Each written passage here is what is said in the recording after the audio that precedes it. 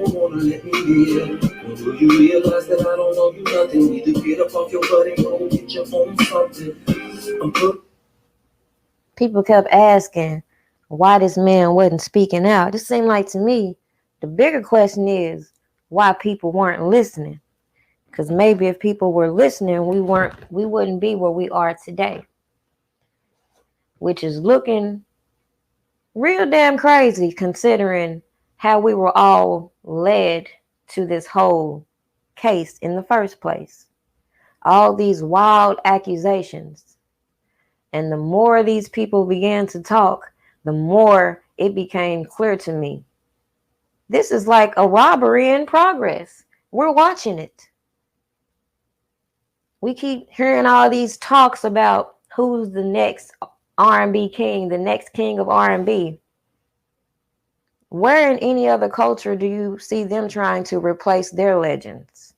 It's always with Black people that you have this comparison, this replacement, this fierce competition. Why is that? Ask yourself.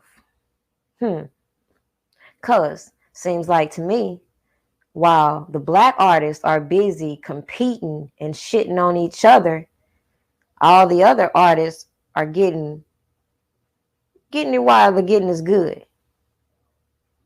Why is it so many of these artists portray the lavish lifestyle via their social media, but in actuality, their bank account don't add up?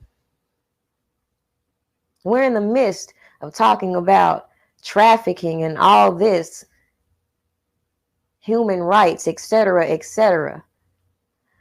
But another topic for discussion is how these companies are pimping these artists out of their money and even using their own people to tear them down while they continue to profit.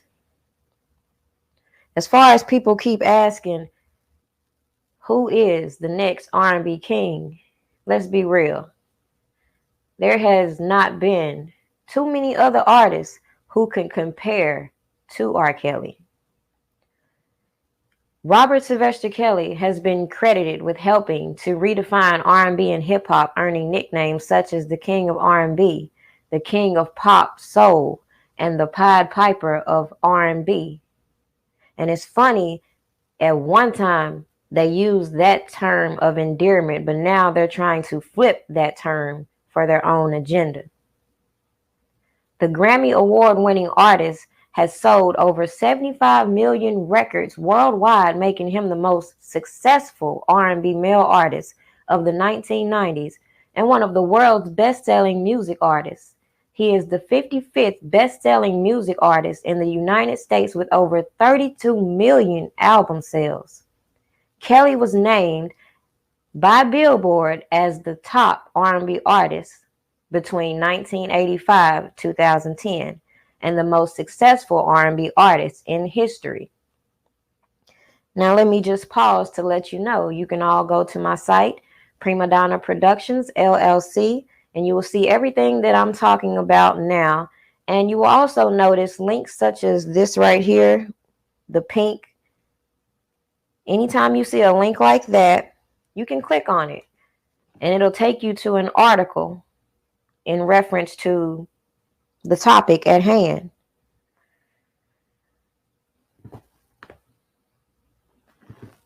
So people ask, why hasn't R. Kelly spoken out?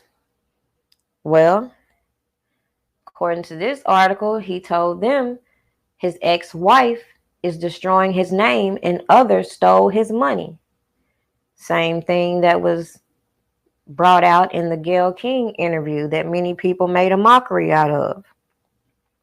But as this video continues to progress, you will begin to see exactly what it was that Drea Kelly was doing. And it will begin to reveal Drea Kelly's nature and show that she's nothing more than what some of these average guys would consider a bitter baby mama.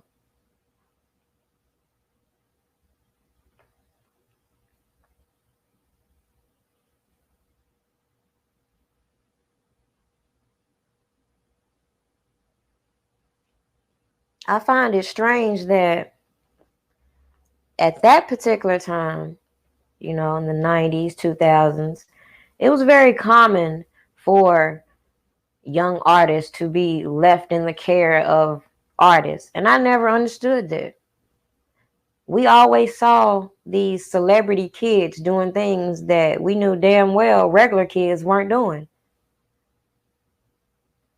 At the same time, obviously, some things go on in the industry when parents put their children in compromising situations. Yet, it is very hypocritical to give some situations the benefit of the doubt while making others seem deviant. So, like Jada Pinkett, for example, and what she felt. She, of all people, should know how rumors can take a toll on your life, regardless of how innocent she felt like this picture in particular was. Who thinks it's appropriate for a little girl to be laid up in a bed with a shirtless grown man?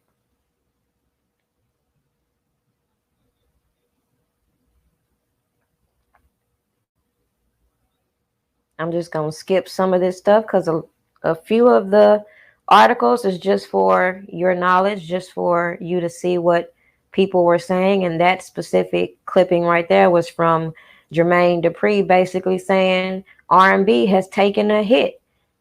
Things have seriously changed. And I wonder why.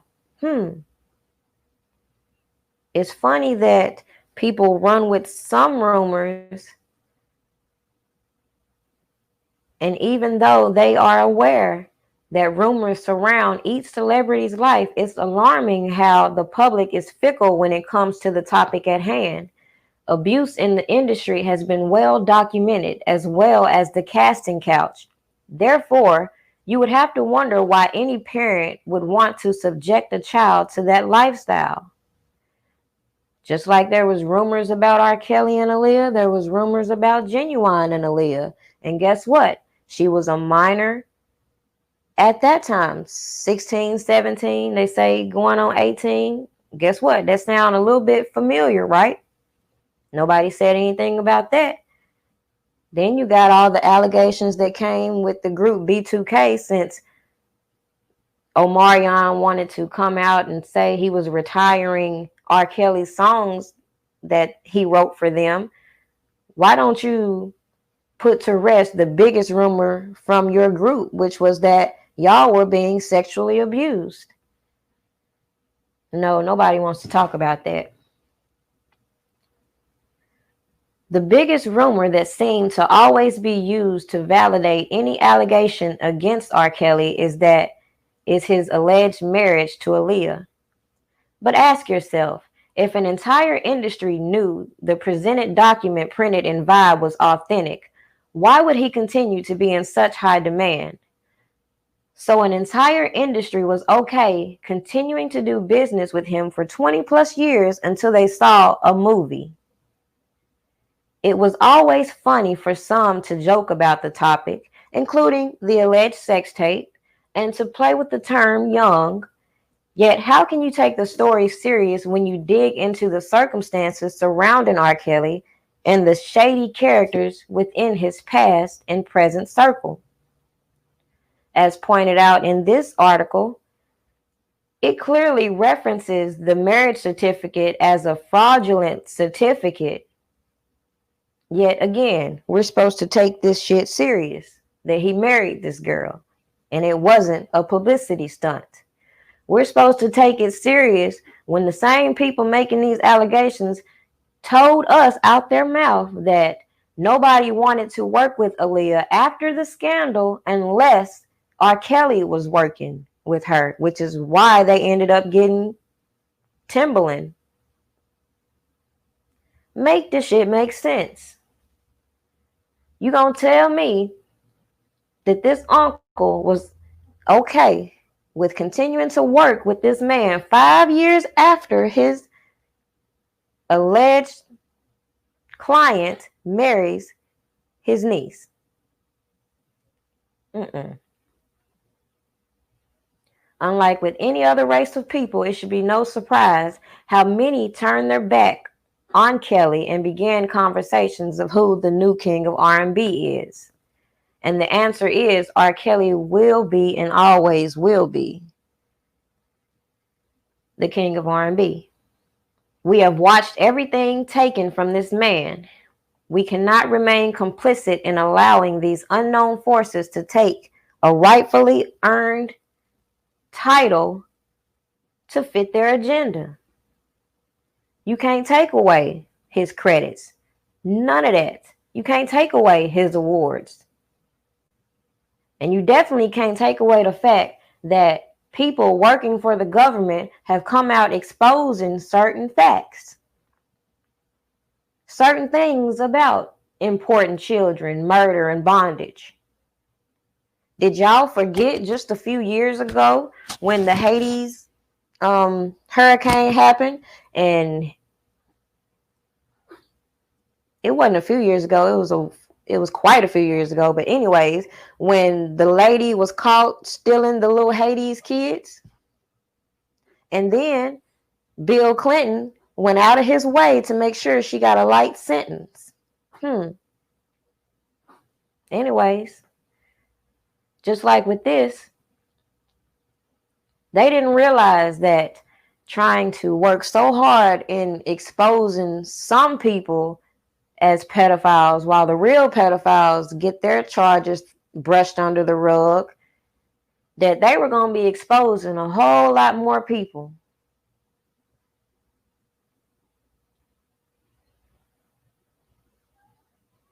As you'll see there's another video in which, again, people ask, why wasn't R. Kelly speaking out? He was. Why weren't you doing research about these allegations instead of just running with the narrative? And it's strange that if you go through these interviews, you will notice the difference in the tone from then, 2002, 2008 even, to now. Then it was a more honorable, a more moral type of interviewing going on. Whereas now they come out with the craziest titles to make you think negative thoughts. It becomes very clear how people around him can be manipulated and envious of him when you have characters intentionally setting him up. And it's so funny to me that these so-called victims and the parents, they've just spent the last year exposing their true motives to those people paying attention. This man fooled so many people into thinking all this was about getting his daughter back. He just wanted a relationship with his daughter. And as we have uncovered, that is all a bunch of bullshit. As we can see displayed, the whole battle between the Savages and the Clarys and R. Kelly is a battle of control. Them trying to control adult women. And that's why they're mad. But at the end of the day, the burden of proof lies on them to prove their case. And as far as we're concerned, they have already proved their case that they have been lying from the beginning. They have been manipulating the facts from the beginning. And even some of the people that were rooting for them realize this. That's what you think, Goofy? You think because people had something back, who you think R. Kelly really can blackball somebody? How stupid are y'all? Like, listen to this dumb shit.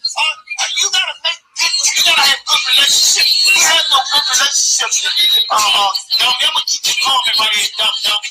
I don't nobody fuck with him. That's why y'all got a defense fund. If people fuck with him, do you think he would need you dummies? You think he would need his lawyers talking to a bunch of silly ass people online that can't contribute 100,000, 200,000, or maybe $1 million? Shut the fuck up. Y'all stupid. That man don't have no pull. That man was the greatest of what he did. but he didn't have good relationship. Ask his staff. He don't pay nobody. Like he pay you dumb motherfuckers no mind. That's why all the throw everything on him. These motherfuckers keep talking about somebody. No, the motherfuckers around him told him on. Yeah, that's what y'all don't realize. The victims that say shit all this work. Got all these dummies on here taking their place like they've been around. Where the motherfuckers that been around? The 30, 40 motherfuckers around. You know where they at? They got smart like this nigga ain't do shit for me. I'm not gonna know everything. Fuck that nigga.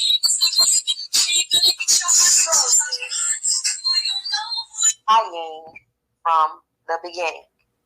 They have been manipulated. Is it hard? Is it hard to believe that people begin to turn on R. Kelly when you have voices like that spewing the venom, such as what you just heard? Oh, but wait, it gets even more interesting.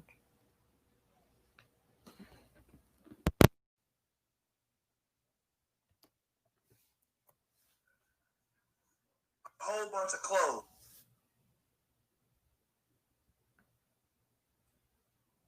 $150 million gone.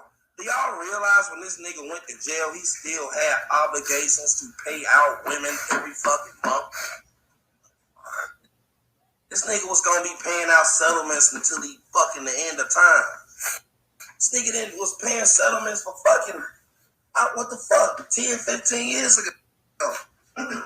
Everybody think these girls settle when he just came in that motherfucker with a duffel bag full of money. That's not what the fuck happened. They motherfucking got a small lump sum of money in a payment plan. Because if he paid everybody, he really wouldn't be around here. Payment plan, 5,000 a month, 50,000 a month, 20,000. You see, the more these people talk, the more they put this picture in perspective for me. So when I sit here and I listen to this guy talking about this payment plan, I start thinking, that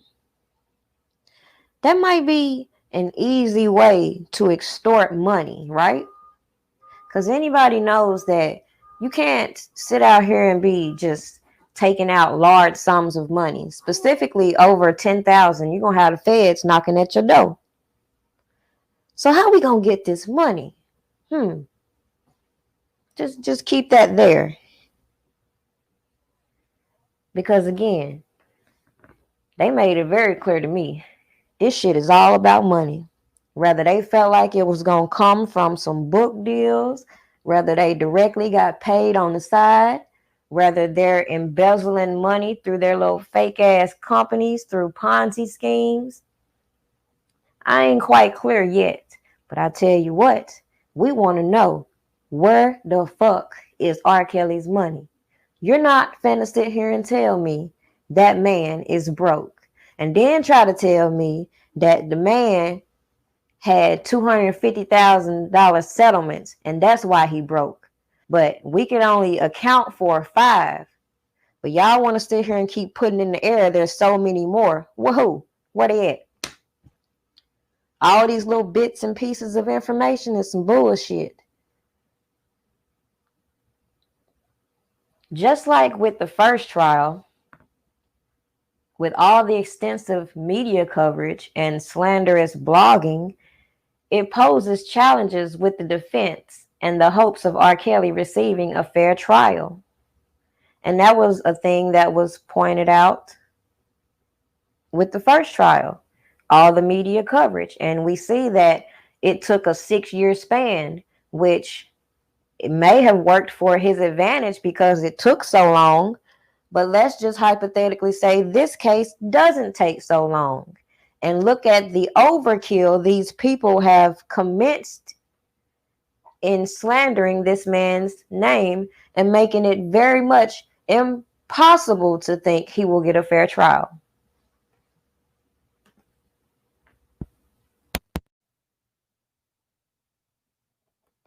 Publicity surrounding the trial comes at certain legal challenges. CLTV's Randy Bellosello has a story. It's been 6 years in the making, and the time has has finally come. It's R. Kelly's day in court to answer to 14 counts of child pornography charges based on a videotape said to be made sometime between 1997 and 2002. Just as we've listened to the sounds of his platinum-gilded R&B songs soar over the airways for the past 2 decades,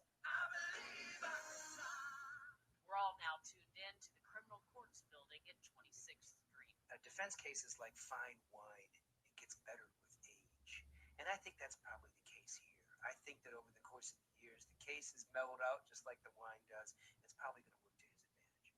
But Leonard Cavese of DePaul University says the high-profile nature of the proceedings may prove problematic for Kelly. Sometimes, the fairest jury also looks to be the dumbest jury. But by this point, who hasn't heard of this case? So there might be somebody who wants to be on the jury because they don't like him and they think that he's done a bad thing. They want to get on there because they want to advocate that view. William Healy of Decision Quest consulting firm says the jury pool will undergo a lengthy...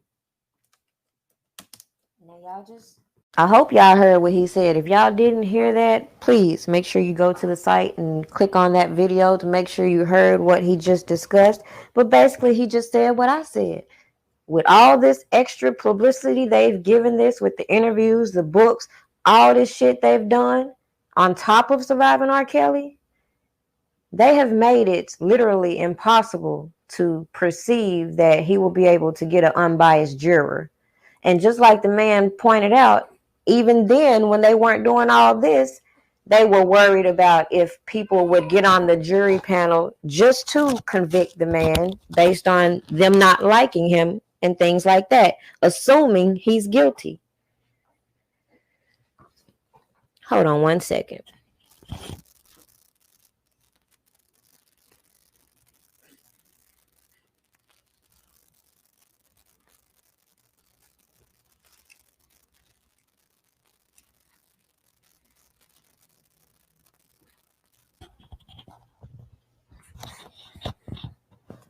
Okay, my apologies. I'm trying to get through this before King wakes up. That's going to be the loud one. I could kind of manage with Serenity. She ain't going to do nothing but a little bit of grunting.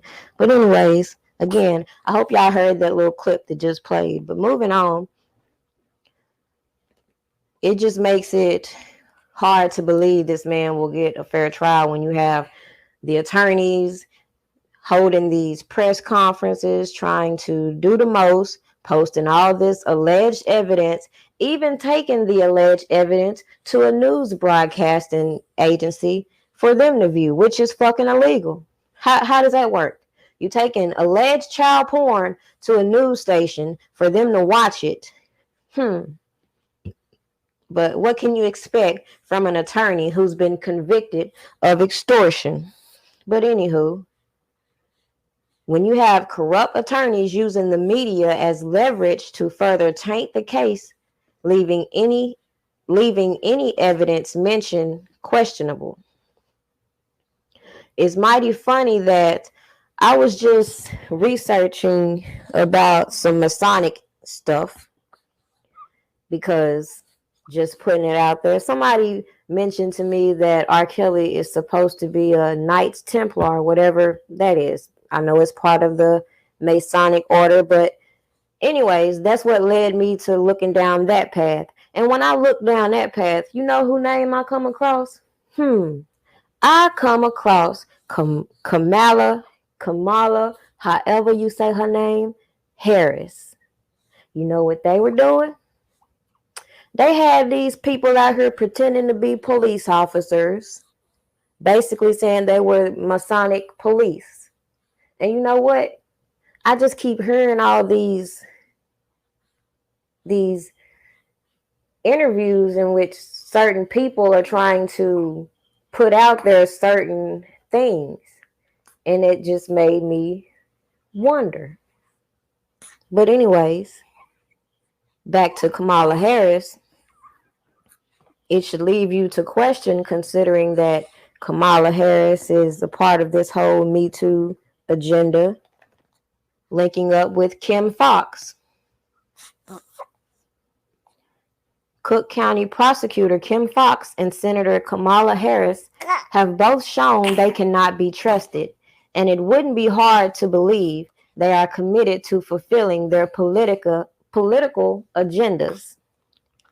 You have a corrupt prosecutor, Kim Foxx.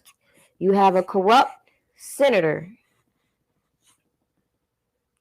You have corrupt officials connected to the White House, pulling favors for certain people. And it should be no surprise that Tina Chin is a big advocate for the Time's Up movement. You know, the movement that wanted to do away with the Me Too movement. Why? Because, as I was saying before, if you notice the Me Too movement, these women were trying to make it primarily about black girls. If you didn't notice how they tried to throw it out there in the series, nobody cared about the black girls. They wanted to make Me Too about black girls. So guess what? The other people had to come up with something to take over that. Wipe that clean out of there. That's just my opinion. Anyways, you got criminal attorneys and questionable evidence, such as the convicted Michael Avenatti, who's been on record saying 90% of that is going to be bullshit, because it's always bullshit of the time, always, whether it's R. Kelly or Trump. And again, I find it very odd that this man put so much focus on R. Kelly while he was defending a client suing Trump. And Trump has way more accusers than R. Kelly does. But that's another video. When Avenatti gets in trouble, you start seeing Geronda Pace distance herself from Michael Avenatti, saying she will continue to stand by him. And she also mentioned that he's not her attorney. But I wonder when that transpired, because at one point in time, he was her attorney. How can you take any of the allegations serious led by a convicted extortionist using witnesses who can't even keep their story straight? Over this long period of time, we got the accusers accusing the accusers. We got the accusers saying people speaking on their behalf are lying. We got the accusers doing shit to make it appear that they were the victim from the first sex tape. Just out the blue, this photo emerged with the caption, "If you ever wondered who the R. Kelly tape girl was, her name, Geronda Pace." For all we know, Avenatti could have used Geronda as the alleged sex victim in the video to present to Kim Foxx, considering the misleading post that emerged via social media. Someone asked her, is she expected to testify? And she said, "I am expected to testify. However, I am not set to testify. No attorney has advised me because I'm not represented by anyone. I am aware that anything that I say or do and will be used against me. I also know that anything I don't say or do can also be used against me."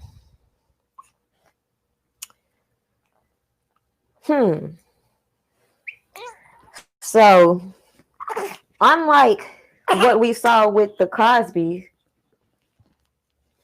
case, they had to actually go to court to get permission in order for that witness to testify. But as we see, and as I speculated earlier last year, I don't believe these alleged accusers and witnesses have been advised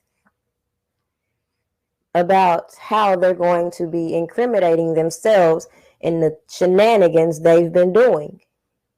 You would think somebody with common sense would have told them, with such a high profile case, they should get the fuck off social media. But you know what? Because this story is complete bullshit, They have had to stay on social media, not only to try to promote the bullshit books and careers that they thought they were going to get out of this whole scandal, but they got to keep pushing and forcing their narratives down people's throats to the point that nothing they say makes sense at all. And we got people should have instantly had red flags when they saw old she-devil Gloria Allred saying she was representing people. She has a record of using press conferences to muscle money out of celebrities. Sounds a little bit like another attorney from the past. Someone like Susan Logan's. We're supposed to continue to take this shit serious when the attorneys for the accused, majority of them all have misconduct and criminal allegations pending against them. Make the shit make sense. The prosecutor is being investigated. The evidence is questionable for the simple fact when it comes to that tape. According to Avenatti, he has a detailed chain of command. I like to see that information for the simple fact you're not going to convince me that that is going to be a clear-cut video as it has been portrayed of the same victim from the first trial. You're not going to convince me. And then they're driving the narrative like the same information about these women who were used to extort money from R. Kelly hasn't been pushed through people such as Jim Derogatis. We're supposed to overlook these political connections involved around this case. You know what's funny? The major difference between Epstein case and R. Kelly, even considering that they pretty much tried to mirror R. Kelly's charges with Epstein, you know the biggest difference is the money. Where is R. Kelly's money? You telling us he extorting girls, he's sex trafficking. This man over here got billions and billions and billions and billions of dollars unaccounted for. They still trying to find. But you over here telling us R. Kelly worth negative $2 million. Make that shit make sense. Where is the money? When you have sex trafficking, you're usually going to have some money embezzlement. You're going to have some money associated with this. Where is it?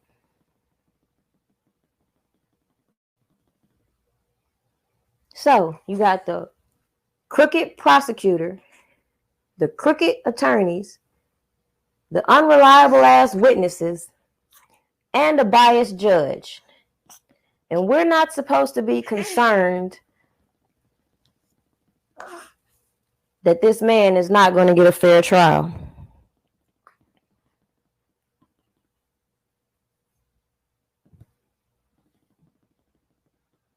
Again, all these photos, y'all can go check them out. I'm just going to breeze through them because I'm trying to get through this live before the baby wakes up. But anyways,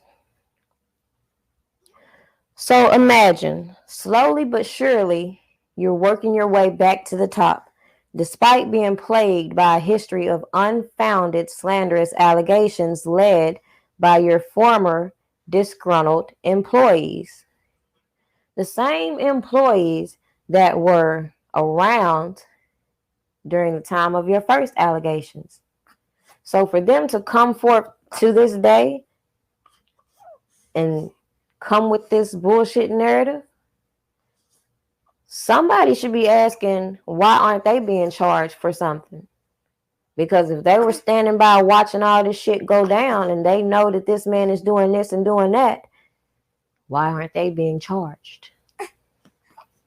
As listed in the indictment, they have stated that the enterprise in which they reference R. Kelly as, includes managers, bus drivers, etc., etc. Why aren't they in the indictment? One man cannot be an enterprise. One man cannot run a criminal organization by himself. And with that being said, now that I'm thinking about it, since they're sitting here trying to force us to believe that the primary goal in R. Kelly touring is to traffic women and to get sex, that's the primary reason in him touring and doing concerts, according to them. That's why we need to mute him, remember. We need to mute his music because his music is providing the finances for him to abuse women. That was the narrative, right? So if that is the case, why the fuck don't we mute the record companies? Aren't they providing the finances for these artists to go out here and look for sex and traffic fucking girls? I'm just saying. Since we're talking about an enterprise, you got to get everybody with the enterprise. That's what they would do if it was the mob or something gang related, which is what they normally use a RICO Act for. But they want to apply it to a musician. So if you're going to apply it to a musician, you might need to apply it to the company as a whole, the record label included.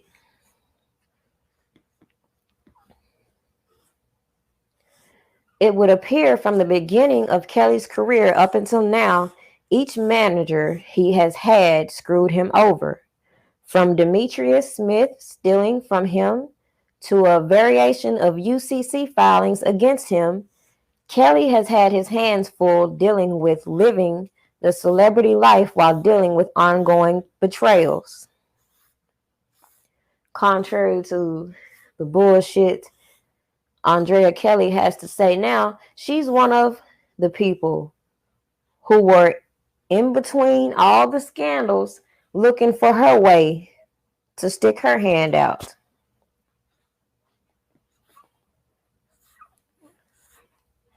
I included also a video of her, which was years and years ago. I guess she was practicing acting. Looks like to me, she's gotten pretty good at this acting. Because as I have watched videos from her from 2012 till now, either she has a personality disorder or she is a good actor in her mind. She ain't gonna convince me though that she's not aware. If she want to sit here and tell us about her story of being abused, she gonna have to also accept the people she has attached herself story. So with that being said, she was around during all this time in which these girls were claiming to be abused. And what was she doing?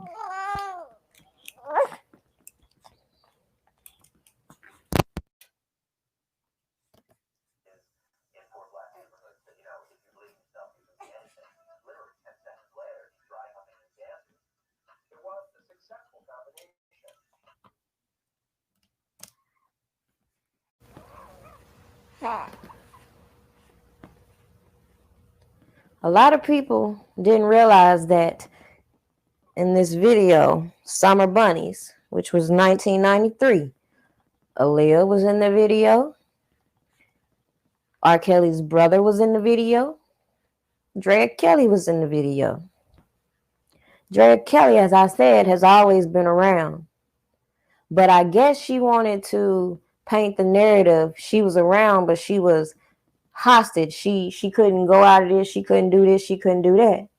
The problem with her story is, if you continue to go down, I have also attached many videos in which she's stating that she was touring with R. Kelly, and when she would get off the stage, she would have to go get the babies. You even had fake ass Selena Johnson who talking about she gonna retire this song in America but still perform it in Africa, interview Drea Kelly and tell her she saw her do just that. perform and get off stage and go get her baby. But yet she don't sit here and run with the narrative that Drea Kelly couldn't do nothing and she was hidden. Nobody knew about her and all this bullshit. Okay. These people are something else. But you know what's interesting about this 25 years of accusations they want to keep throwing out? Isn't it interesting these settlements came around the same time as these sex tapes emerged? The first catalyst was Aaliyah, as you see at the top. Lizette, she can get the fuck out of here. Tiffany Hawkins, she can get the fuck out of here too. Because we already know she was managed by somebody else making the allegations who started the whole thing. But we'll get to that in just a minute. But anyways, let's skip past Lizette. Let's skip past Tiffany. Let's go to 2000 when the sex tape emerged. And notice R. Kelly wasn't charged until 2002.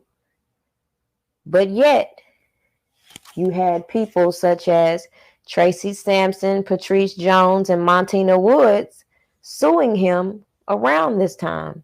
Montina claiming she was in the sex tape, Patrice claiming she was taped without her permission, and Tracy claiming she was an intern with Epic, which really don't mean shit, because just because you're an intern, how does that prove you had interaction with him? Anyways, as you can see, how these scandals emerge. It's always surrounding something.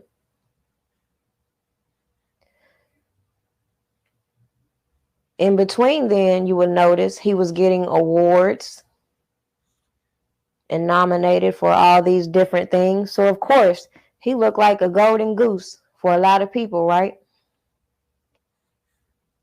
So, on top of being sued by these girls, he's also sued by people such as this guy named Christopher Mahoney, who allegedly was assaulted by R. Kelly and his bodyguards. And there was other people who were suing in between then. And all of this was happening in between this man going to trial.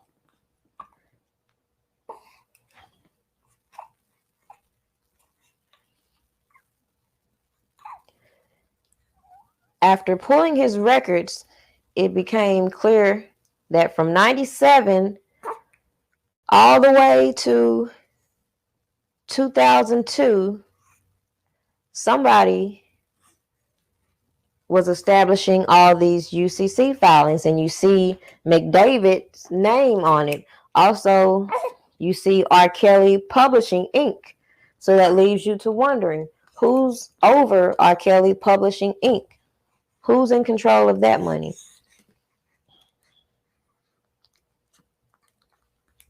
How did these UCC filings come to be? According to R. Kelly, he states that he signed away his publishing at the beginning of his career. And of course, I'm not very familiar with all these different types of publishings and royalties and et cetera, but at the end of the day, you still can't convince me this man wasn't generating large sums of money.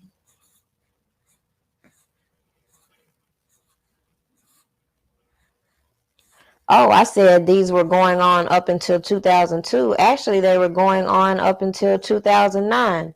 So during all these alleged rape allegations happening and this man's trial, you have all these UCC filings popping up. And that doesn't raise flags for people. You have all these women popping up in the time frame.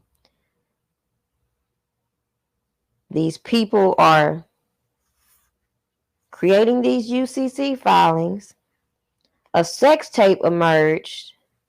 These women emerged, all using the same attorneys to reach this settlement. Maybe because they've been pre-warned it's not going to go to court. All you have to do is this, and that. So this is the plan. That's just what it looks like to me, but I'll continue. Despite his shortcomings, Smith was allowed to begin working for Kelly again after running off with money he won for a show. And you'll see the video I have attached in which I did of Demetrius, in which he told us basically he's the one who started it all. He's the one who allegedly forged the certificate. He's the one who took Tiffany Hawkins, who he was managing, to this lady, Susan Hawkins, to begin the whole cycle of let's get money from R. Kelly. The story tends to vary, yet the outcome remains the same. A plan was concocted in which it was said R. Kelly must marry Aaliyah. According to Smith's original statements, it was Daryl McDavid who stated this had to happen. And I have included the article in which Demetrius Smith implicated Daryl McDavid, stating that he is the one who said R. Kelly had to marry Aaliyah.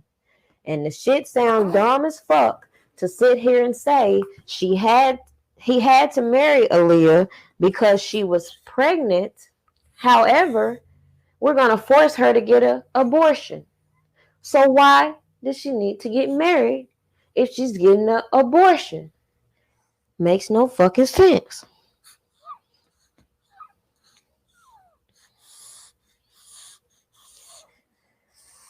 It's unclear who leaked the fake certificate to Vibe magazine or what really happened. It is obvious, however, the certificates presented as so-called proof of the marriage are fraudulent.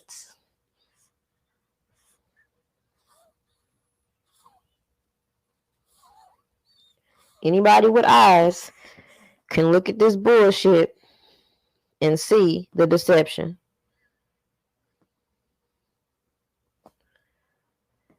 As you see, I have also attached more links if you want to go check those articles.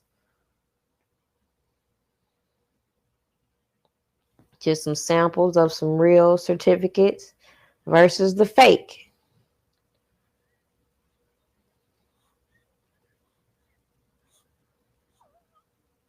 And in this article, it states after the certificate emerged, it basically points out how Barry Hankerson, who was Aaliyah's uncle, didn't cut his business ties until 2000. Does that make sense? Following the scandal, Aaliyah's father began managing his daughter, even though Hankerson is in complete control of her. I got kicked out. This is my first time using this program, y'all. I don't know what I was just saying. If y'all could drop in the comments the last thing y'all recall me talking about, I'll pick back up right there, because it looks like I'm going to have to edit this video.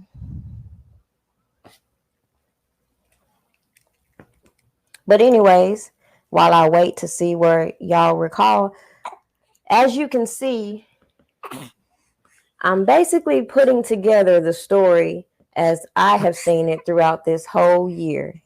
And that is the reason why I have been determined to break down each individual person and find out their connections to things.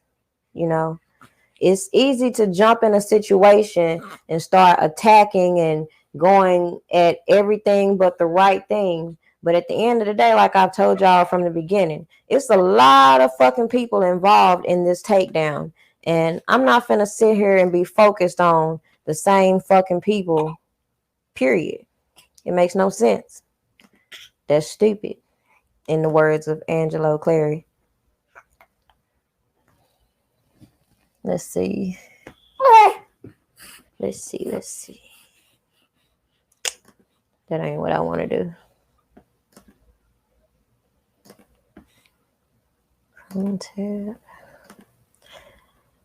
I'll tell you one thing, I'm getting used to this technology though.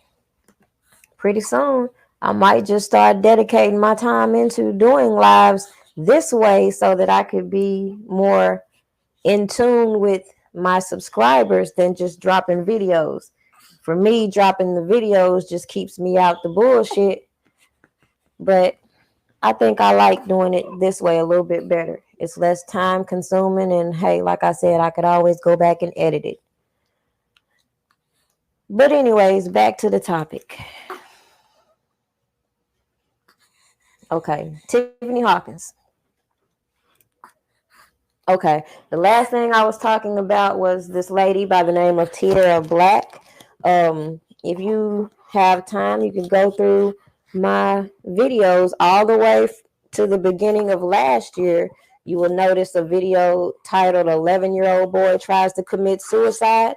Well, his mother, Tierra Black, is very familiar with this lady, Javonta Cunningham, and could possibly shed light to her perception of the story she's given now, because the comments that she left on her page would give one the impression that she felt like when she heard the stories from Javonte or whoever in the area that it was a false statement.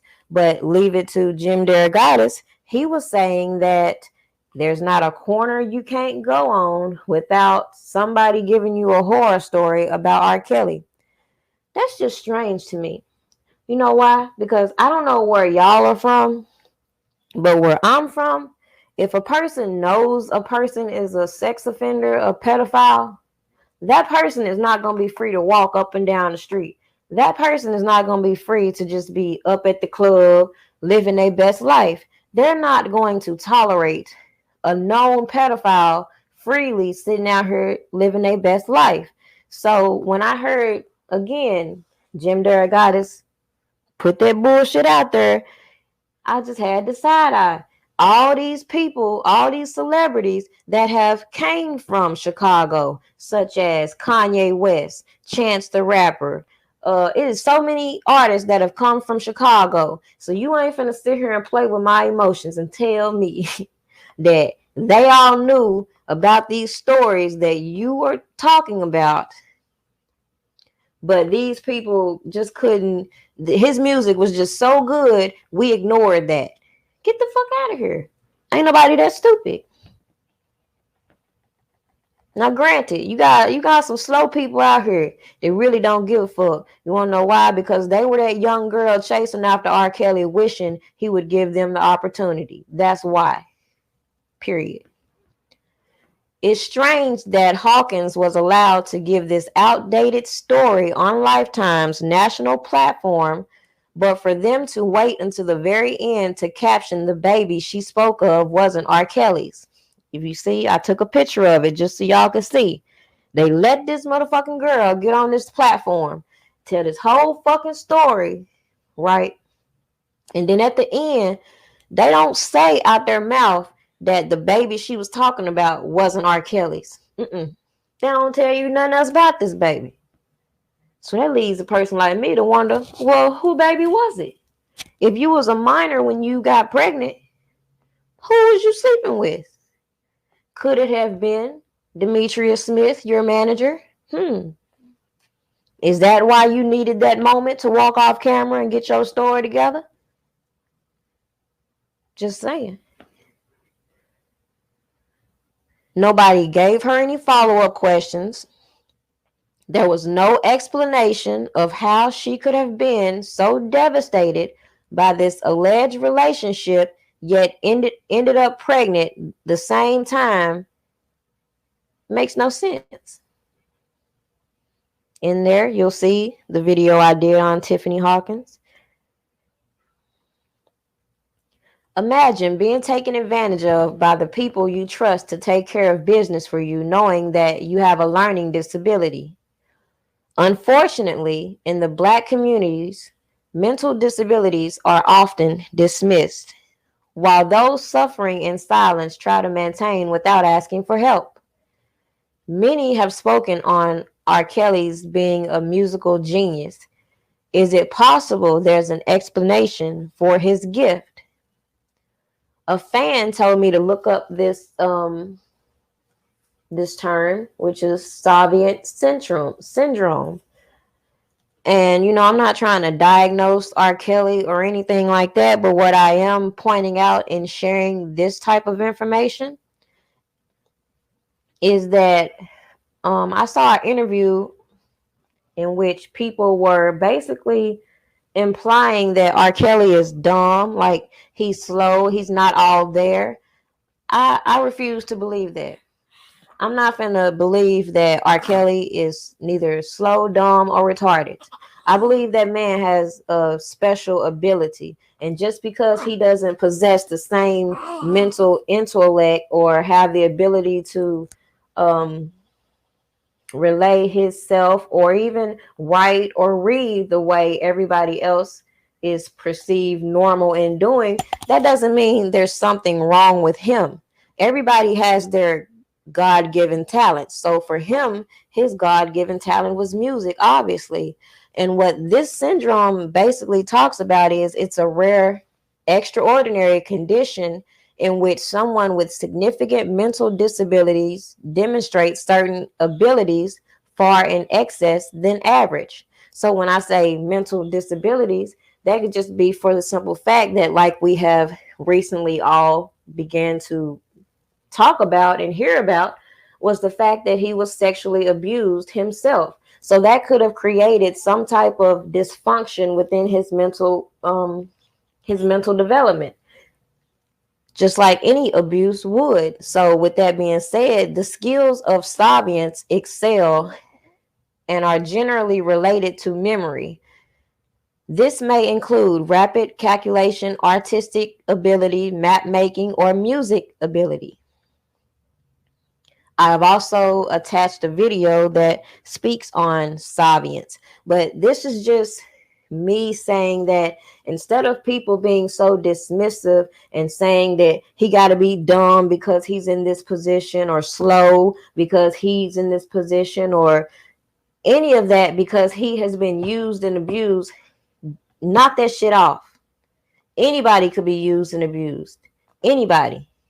But the point is, the black community is too quick to be dismissive and be so negative and discouraging that they don't take the time to recognize that each individual person is an individual person. Period.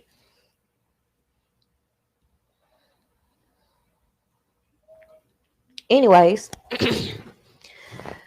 considering over the time it has become very clear the record labels that sign young artists could care less about their mental health or problems in life as long as you're making them money. So that was the major point in bringing up the Soviet syndrome, because if by chance he is evaluated by someone, and if they come up with a determination as to his mental stability and or anything about him, I feel like it just, again, should shed light on how record labels and the music industry will pretty much let people destroy themselves as long as they're making money.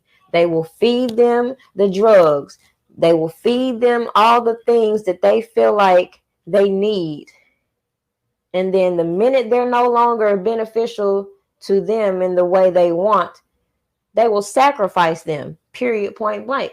And you can look at it on the Illuminati spectrum, or you could just look at it on the spectrum of, okay, there's stories of people that pretty much take insurance policies out on people and then knock them off. It'll be the same thing. Like, at the end of the day, you can't negate the fact that these record labels come up real nice when these celebrities pass away, especially when they are perceived not to have family that could claim their estates. We've had over and over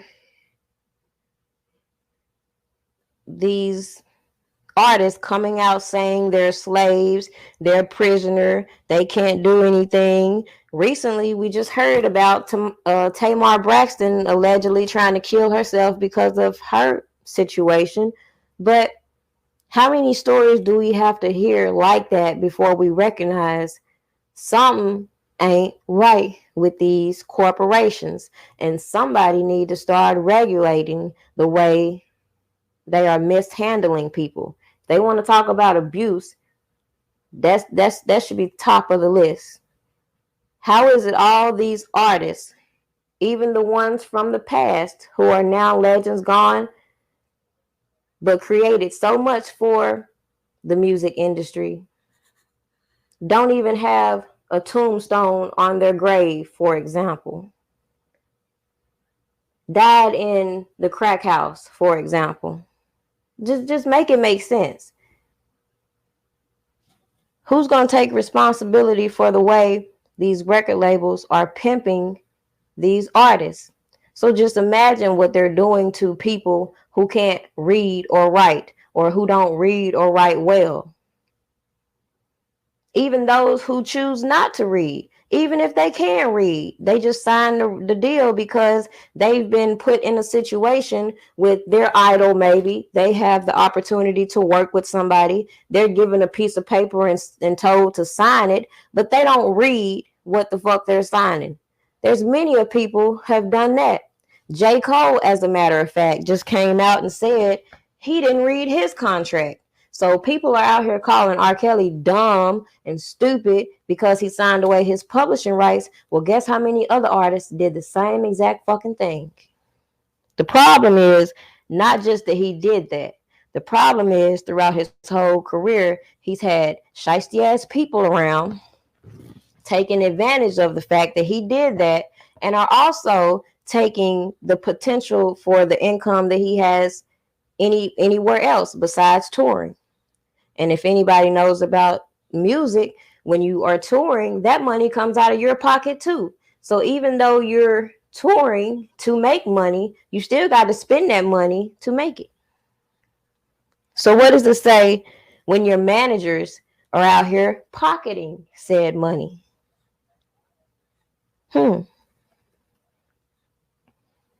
It's time to start looking at these people who own these record labels. Because it's just so fucking strange to me that you had all these black record labels that emerged back in the day, like Motown, for example, that ended up boosting these companies today, such as Warner Brothers, to be the powerhouse that they are. But look at all the artists who were under Motown who ended up dying broke. What does that say?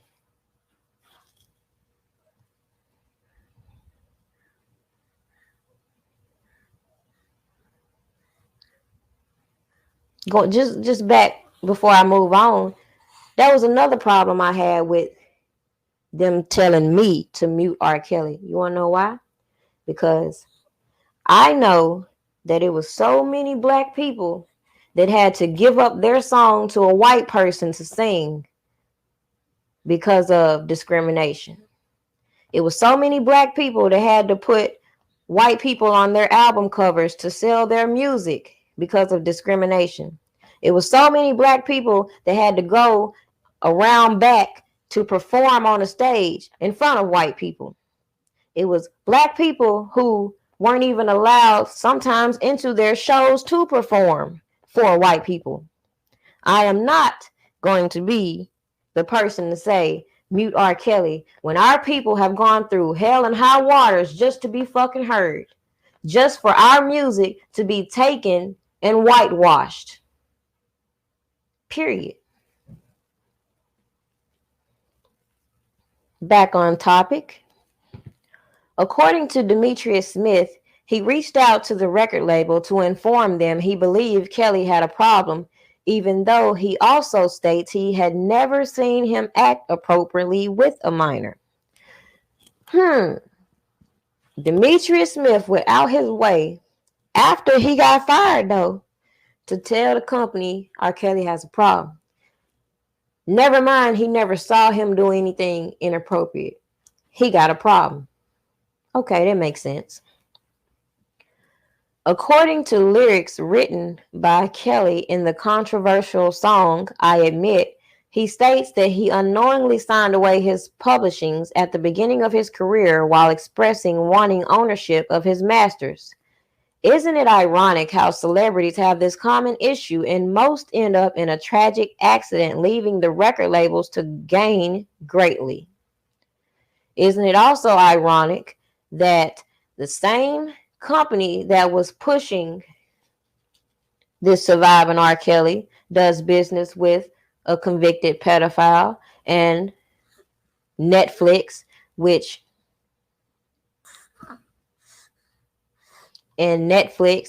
is also in partnership with Weinstein, was so quick to air Surviving R. Kelly? How does it make sense to feature a biased series full of unfounded allegations by questionable witnesses while supporting a person with the same allegations?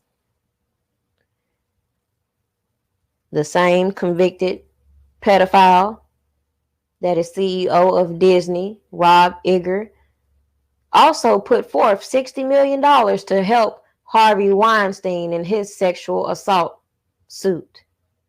Make that make sense. And then they want to say if R. Kelly had sexually assaulted white women, it'd be different. No. Just go over and watch what's going on with Epstein's case and you'd see how different it'd be. These people telling you about R. Kelly having a cult. I'm still looking for this damn cult. Because I've seen quite a few cults. I've seen Nature Boy's silly ass all over the internet with his lame ass cult. I've heard about the rumors with the Scientology. There's so many people, it's a lot of cults out here that could be featured. And even what's surprising to me is that the BBC has interviewed people like Nature Boy. But guess what? Everybody in the world don't know Nature Boy, but everybody in the world know R. Kelly, right?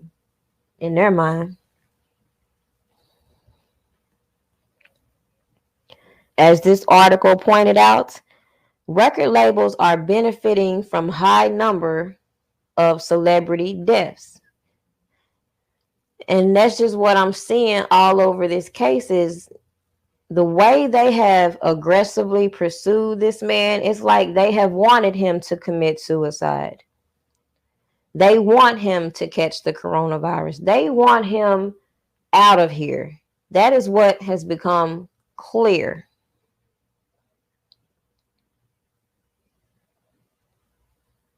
It shouldn't be hard to see how easy it is for a record label to shift the public's opinion about any given person, including their artists, considering how the three major record labels are basically operating a monopoly and control the media.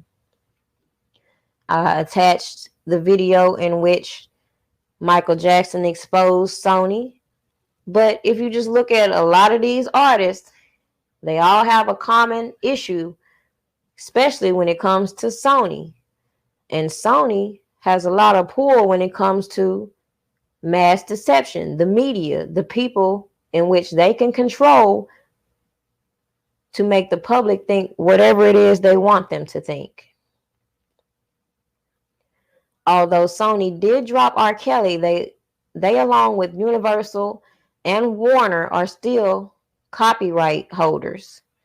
And I know this because I did a video in which they blocked it. And as you can see, it says copyright claim by WMG, Warner Music Group. And it was a live stream in which they have been promoting, saying that R. Kelly is saying that it's too late for him to be charged with his crimes when they know damn well he was saying it's too late to mute him. Not it's too late to charge him with the accusations. And it's strange that they have that copy written where They'll pull it. But it's funny, I'm seeing it in other places in which, if it has the narrative in which they want, which, as you can see right there, it says R. Kelly says it's too late to mute or accuse him. They should have did this shit 30 years ago. That's the title they have for that video.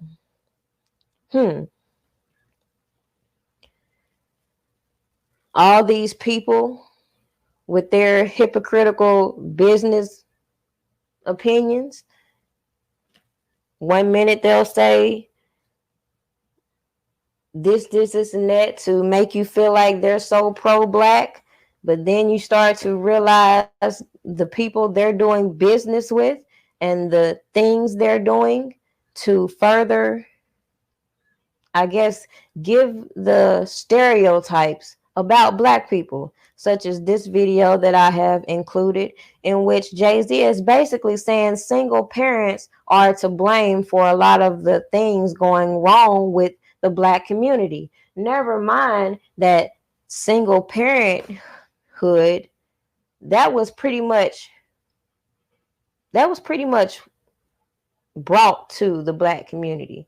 It came from so many different things, from mass incarcerations to even getting public assistance. You know, a lot of people assume that men were just deadbeats, where a lot of the men from that time would rather have left the home and let their family get benefits than stay there and suffer. Not saying that that's right, but I'm just saying some families felt that way. So when I hear people coming in making ignorant comments and disregarding the struggle black people have gone through because we have been disadvantaged for the last 400 motherfucking years, that shit pissed me the fuck off. That shit pissed me off. And then they want to cheerlead for the people who have put these programs in place, such as the mass incarceration that was put here by Bill Clinton. People want to sit here and keep dick riding for him like he was such the greatest thing. No.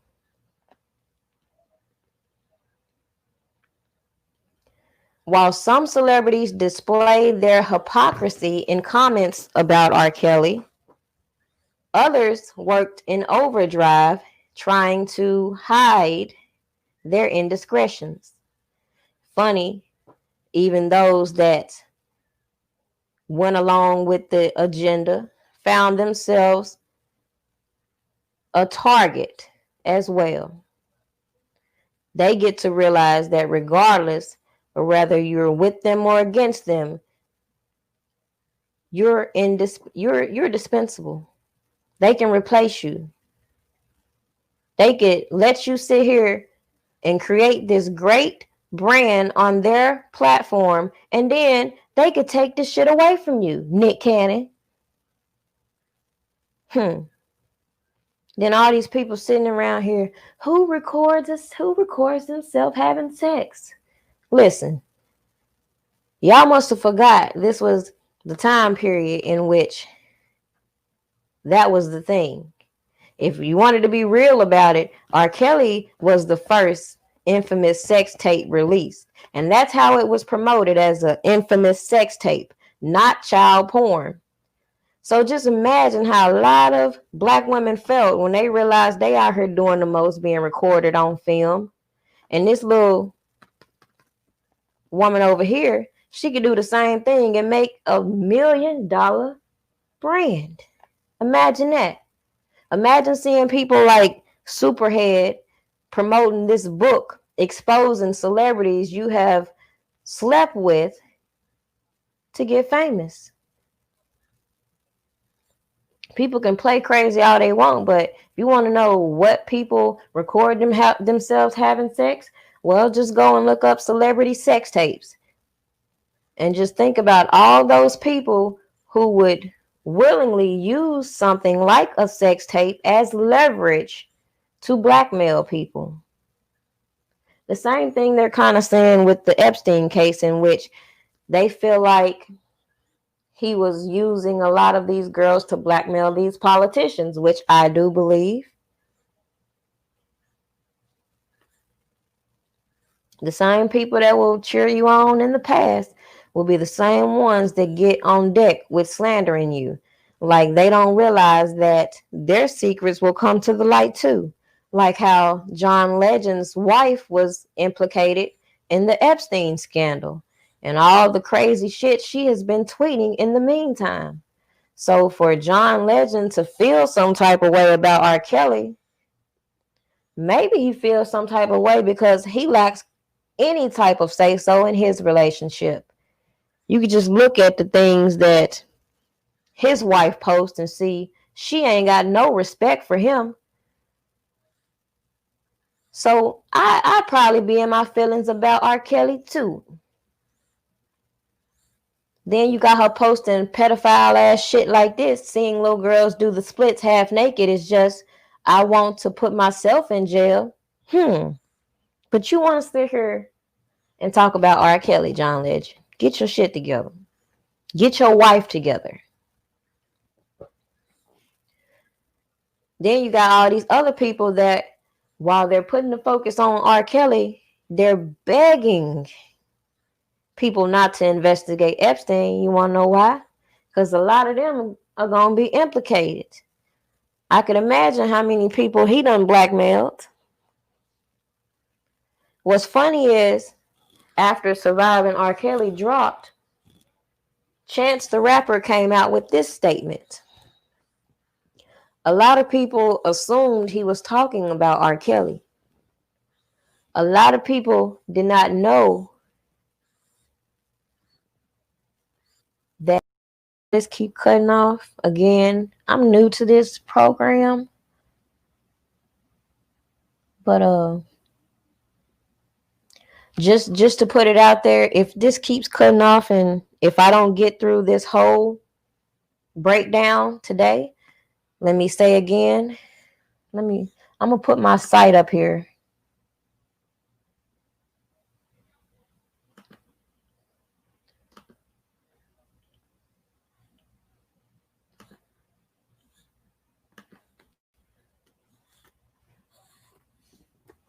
So that y'all could go check out the site and just pretty much see where I'm going with this, how I'm pointing out all the little bumps that R. Kelly has come across throughout his whole career to shed a little bit of light as to where things have gone wrong and to highlight some key players that were around when these things were going on. So it's just something to think about. But again, if I don't finish this, I will do another live and do the second part because I did have to break it into 2 parts on my site. You will notice that there's 2 different posts in which I put the links so that you can easily go from one post to the next. So when you get to the end of this post, for example, all the way at the bottom, you will see another link that says continue part 2, or it says where's R. Kelly's money part 2. You can click on that and you can see pretty much, if I don't get through this complete video today, you will see what I will come back with the next time I go live. And just to throw it out there, I would love to go live a little more often, but as you all can imagine, it's a little hectic when you have a 2-year-old and a newborn. When the 2-year-old, I swear to God, he acts just like that little baby off of, the Darwins, the little, no, the Thornberries. My little boy act just like that little boy to just walk around and just make up crazy ass noises and sound effects all day. So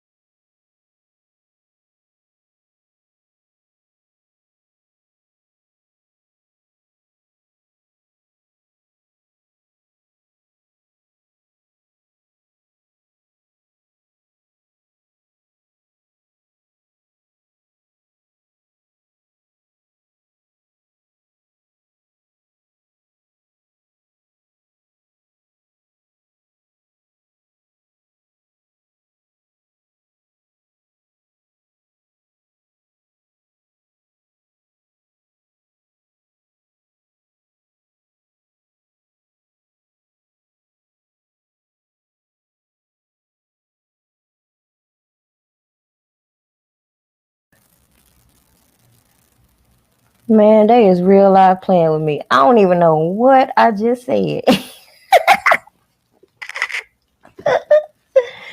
But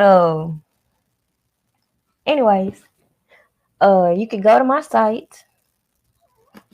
If I don't get through this whole thing today, I will try to do another live as long as my son is sleeping quiet. That way I don't have to worry about people making no little jokes about no child, you know. I'm trying to get this back up.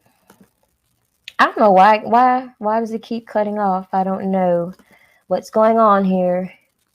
They're playing with my emotions. Let me get back to the topic.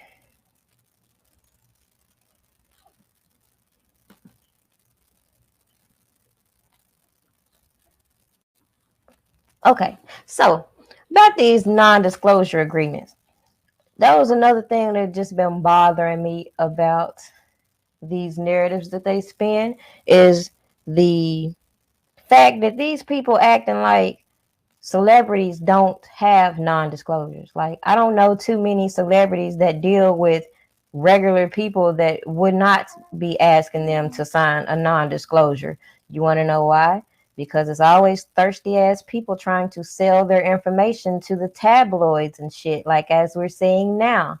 But yet clearly they're showing us how they feel about these settlements. They don't give a fuck. They still gonna talk. Problem I have with it is they're trying to flip the narrative as though these non-disclosures are making it seem like that means there's abuse going on, when that just means that these celebrities want their privacy. What that noise? I don't know what that was. So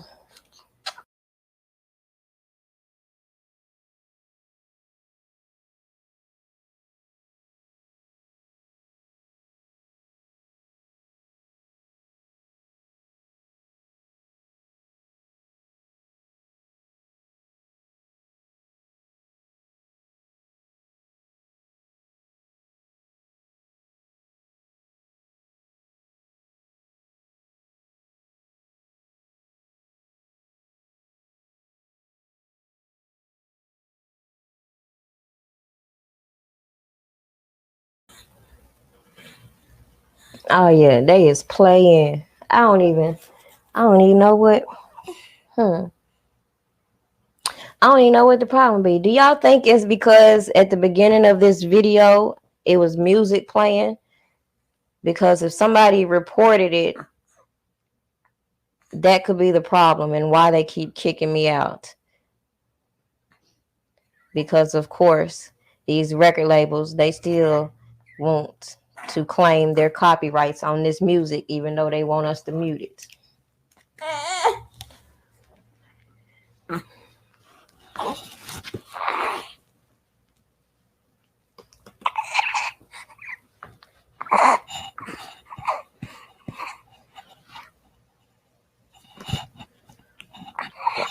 Okay, let me try to share this again.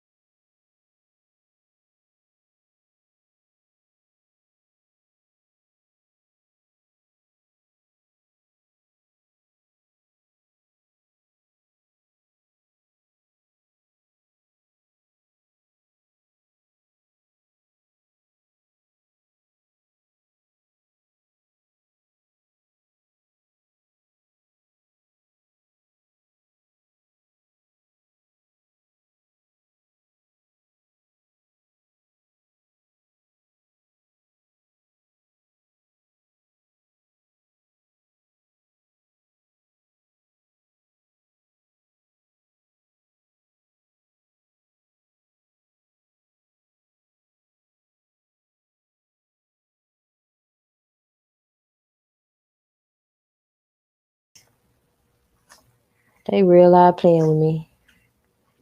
They is real live playing with me. All right. Okay. So if it cut off this time, I'ma just come back later and finish it out. But again, I'm finna put my site up here. Y'all could go slide through and pretty much get an idea of where I'm going with all this. But it's just basically breaking down everything that was going wrong around R. Kelly. And like I was saying in a previous video that I did, 2015 was a big year for all these scammers. Um, in 2013, you could tell Andrea Kelly was starting to get low in her funds. So she started to show her character, you know.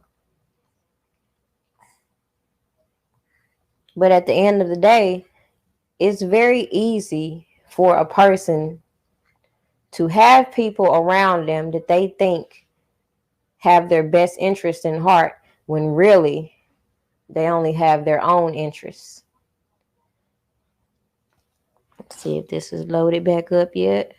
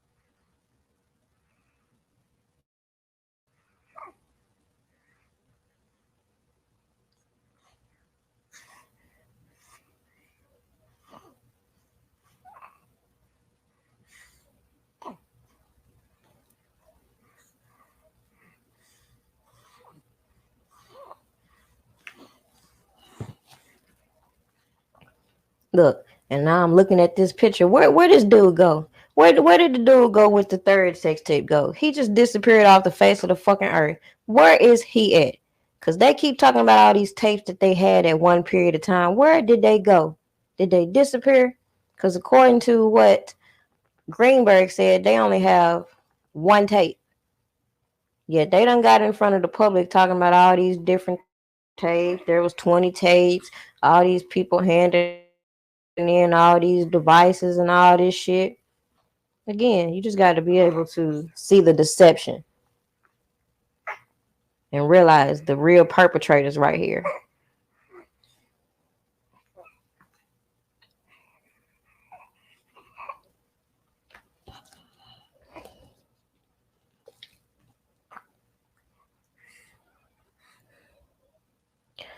Um, Mac Lover,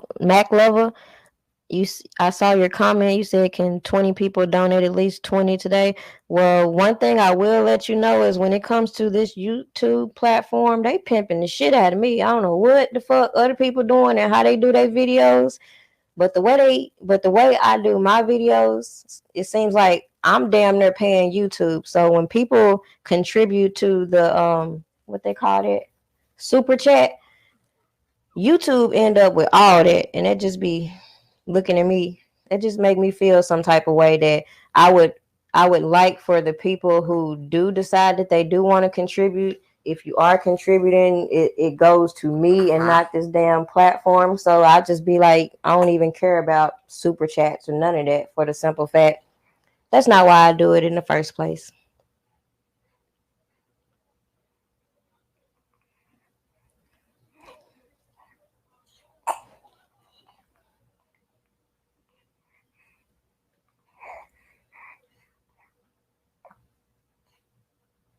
Oh, and by the way, I found out that this photo right here, I got that off of. I saw this photo on 3 different blogs, and this is why I say what I say. You have to you can't just always run with one source of information. So when I looked at these 3 different sources, they had this picture up saying that it was R. Kelly brother. Now I'm starting to question it. The guy in the red shirt, no. Now, the other guy over here that was in the music video with him with the glasses, that's definitely Carrie Kelly. But somebody had this other photo with this guy with the white thing on it, and I think they look like Will, if I'm not mistaken. But I just wanted to clear up the fact that previously in another video, I showed that photo, and I just wanted to clarify that I wanted to address that's not Carrie. See, I don't have a problem if I make a mistake. I'm going to correct it. I have no problem. Even with the subscribers, when I read the comments, people are like, "I'm surprised you didn't go off," and this and that. Listen, I'm not a fan of R. Kelly, so when fans can come out and point little indiscrepancies and let me know certain little tidbits that could be changed, I embrace that. When people come and provide me information that is not going to be trying to discredit the next, I appreciate that. I'm not going to ever be the person that act like I know everything or get mad if somebody correct me, because we all researching this together. You feel me?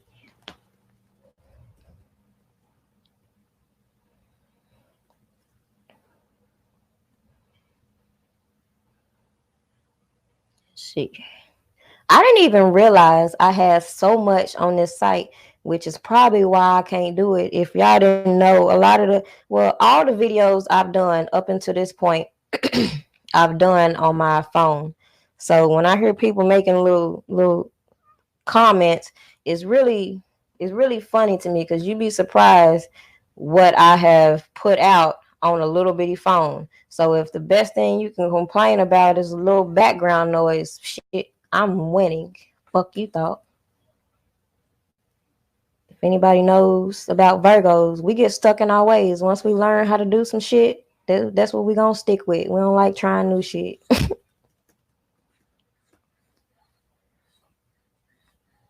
Wow, this is a lot of information on here.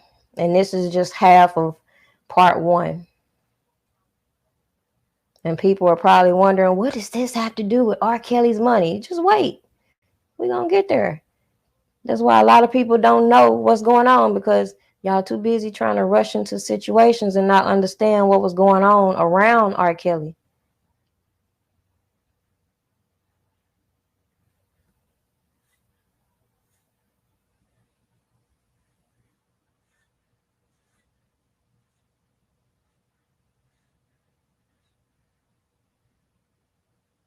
Okay. So we noticed Tiffany Hawkins, she was from 91. Tracy Sampson, Patrice Jones, and Montina Woods, all from 99.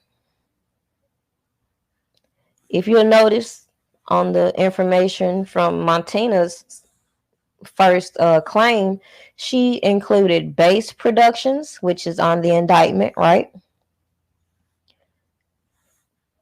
Winkler McDavid, who's also in the indictment, but Jive Records ain't on the indictment.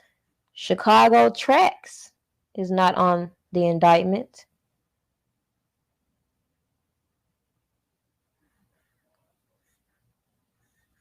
But yet again, this is one of those situations in which I feel like they were advised that they would bitch. I'm sorry, y'all. This thing tripping. But this is the reason why I feel like they were advised to go ahead with the lawsuit, because people representing R. Kelly would settle on his behalf. And as I mentioned before, it's mighty funny.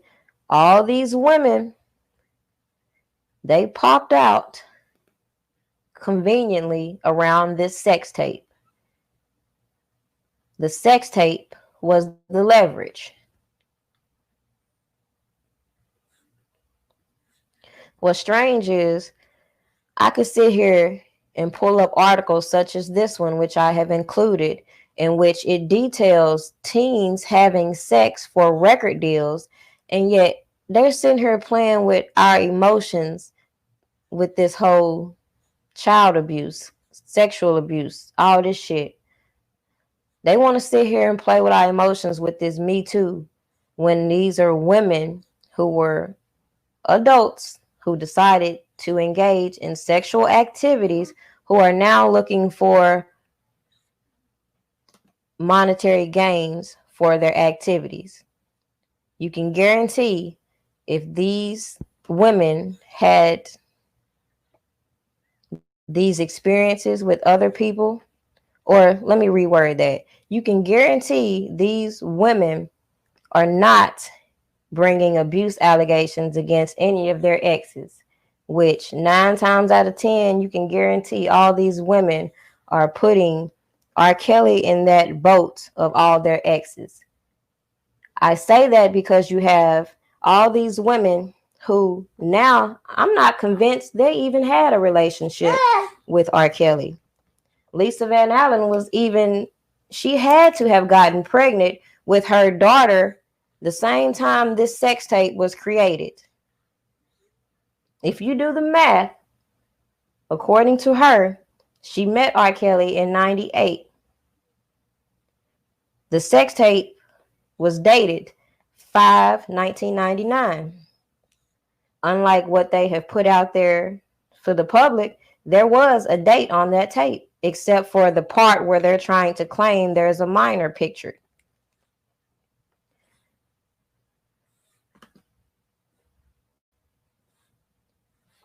What's strange to me is I even saw this guy, Kim Jansen, who was reporting on the case in 2002. He was making comments about the case. Little did I know he was going to be featured in the second version, the second installment of Surviving R. Kelly. What's interesting is the man was sitting here tweeting about everything that he experienced. And if you read his tweets, you will notice that basically he is describing an extortion plot. He is describing Lisa Van Allen talking, giving this tape to a guy named Keith, all this stuff that has been talked about in court. Extortion. They want to keep gliding by that fact and let these people get on national TV and tell these bullshit versions of what happened. However, this guy right here, when he was on Surviving R. Kelly, he didn't tell nothing about no Chuck and Keith. I didn't hear nothing about no Chuck and Keith. I didn't hear nothing about him calling Keith, setting up an interview, and these guys being more interested in setting up press conferences. Does that sound familiar? They weren't going to the police to try to give in evidence. They were calling reporters trying to set up press conferences to let R. Kelly know they're about to release this tape. Extortion. Period. Like, stop playing. So is it okay to break the law to catch the next person? Oh yeah, we see the FBI do that all the time. We see the FBI always using informants to make their case. It's okay for their informants to break the law in order to capture the next person. But how does that make sense? You can say what you want to say, but you ain't gonna convince me that that is R. Kelly in that tape. None of that makes sense. Period.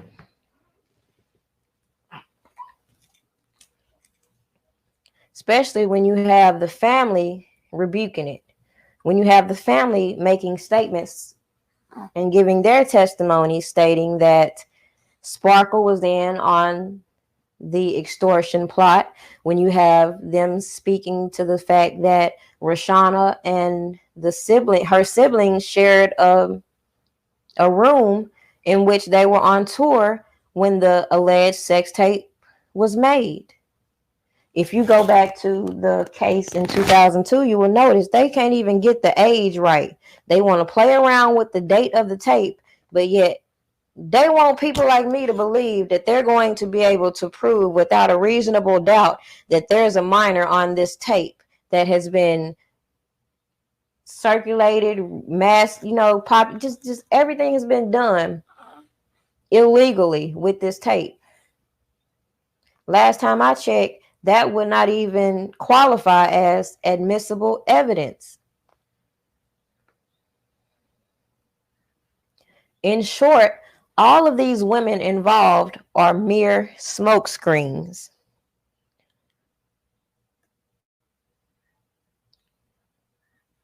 How many of y'all remember the video that came out before Whitney Houston died, in which she said to Monica, Brandy, and Clive Davis, "I almost drowned again." And I quote, that's exactly what she said. And then next thing you know, she's dead. She's drowned in a tub, and they're doing a Grammy party. There is a lot of money unaccounted for, a lot of deals made behind R. Kelly's back, and some scamming within his circle. We've seen it all publicly. Even when the man broke into his house and stole all of his belongings and then put the shit on auction, claiming R. Kelly owed him money. Isn't that what we heard somebody stating earlier in the video? He don't pay nobody. But how many artists issue out the checks? Don't they have people who are accountable for that? Managers, accountants, etc. The media will have you to believe that Kelly has blown his fortune settling with underage girls. However, that is a lie. And I'm going to break it all down to you. The biggest question people should be asking is, where is R. Kelly's money? Want to know what tipped me off to this money trail and the scamming that I believe we have been seeing? You got these dumbass people such as Geronda Pace posting shit like this. Now she expect me and you to believe that what we're looking at right there is the autograph receipt from 2008 in which she got R. Kelly's signature. Can y'all explain to me how? Wait a minute. So you mean tell me you lost this signature? You found it, what, 20 years later? Damn near 20 years later. 12 years later.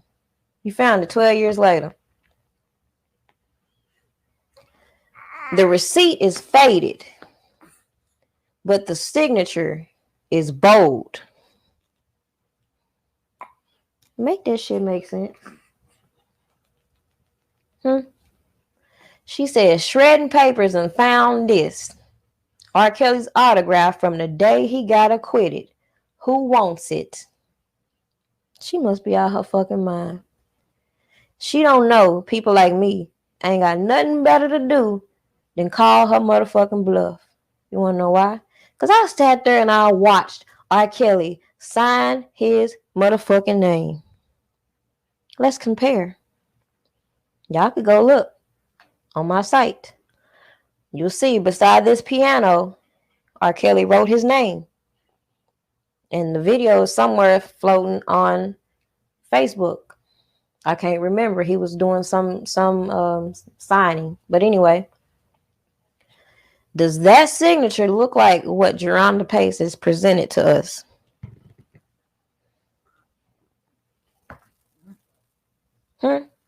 I'll wait. Don't look like the same signatures.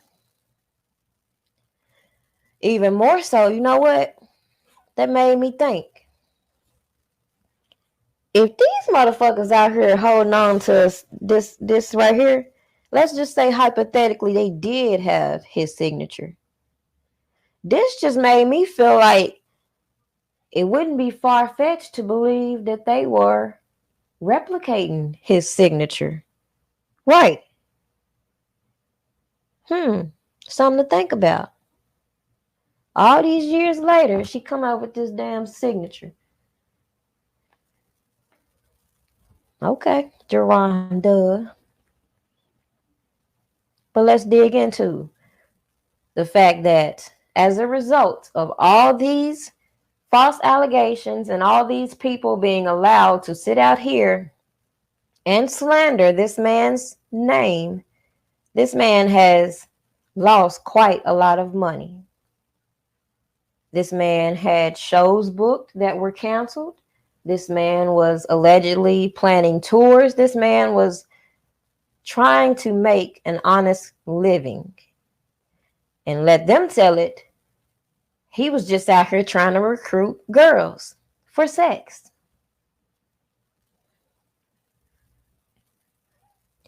Kelly's ongoing federal case has reduced his main source of income. The singer was scheduled to release 2 more albums on RCA Records, but the label refused to put out said albums or put money behind promotion after Surviving R. Kelly aired. So that left me a question. Because when I heard this whole thing, I was like, you know what? This might be the perfect way to get out of contract. You let these people drop you. But that was before things, went all the way left. But that was my first train of thought. But now that I reread this, it makes you question, since it said he was scheduled to release 2 more albums on RCA, but the label refuses to put out said albums. So by them saying, but the label refuses to put out said albums, that would mean that the albums are complete, right or wrong? Just curious.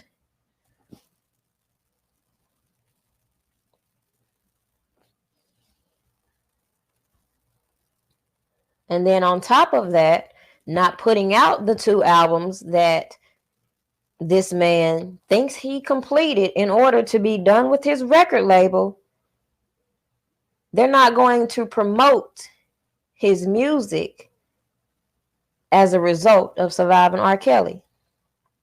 Not as a result of a conviction, no, as a result of this documentary.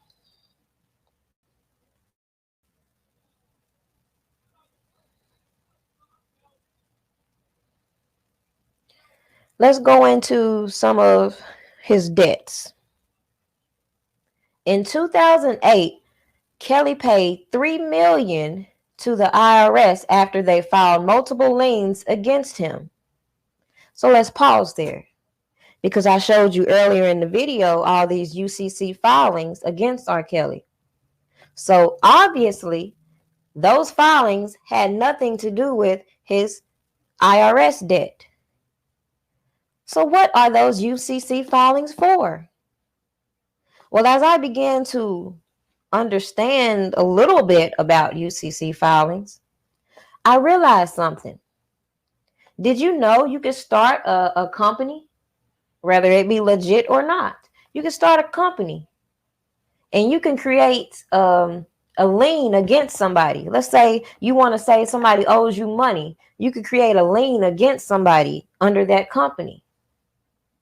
So I'm just putting that there, and I'm going to leave it right there because, as we know, a lot of these scammers have these companies, Just saying. So, again, in 2008, he paid $3 million to the IRS. So, would it be far-fetched to believe that the people handling this man's money knew that they were fucking up? They came up with these little devices, these little girls, these little extortion plots to be a distraction. But the problem was, in the distraction, it was only creating more problems. And that's where we see R. Kelly at today. We keep asking, why didn't R. Kelly do this? Why didn't R. Kelly do that? Maybe it's the people that were handling his business were content not doing this or that because they knew what they were doing behind the scenes. Before, or let's say right after this man's trial, he pays the IRS $3 million. And then there's a trickle effect of everything going down from that trial till the present. A similar occurrence happened in 2012 when the IRS said that Kelly owed them over $5 million in back taxes. So,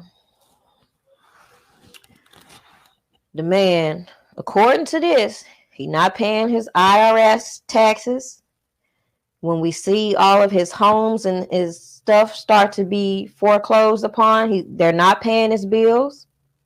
They're telling the staff he's not paying them. Do we see where this is going?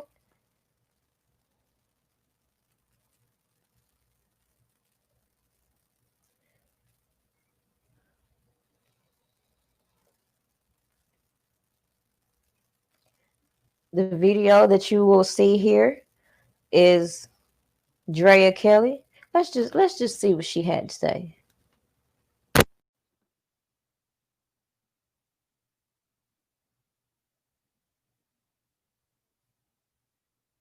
Next guest is the famous ex-wife of one of the most popular artists, singers on the planet. But Andrea Kelly is so much more than that. She's a choreographer. She's also in the process of writing a book, coming out with a clothing line, and she also stars in the new and hugely popular show, Hollywood Nights. So if y'all want to see the interview, y'all can go check that video out. But I just wanted y'all to hear that part in which they're saying what Andrea Kelly was up to in 2012. So she was writing a book. She was doing her dance studio. She was doing a lot, according to her.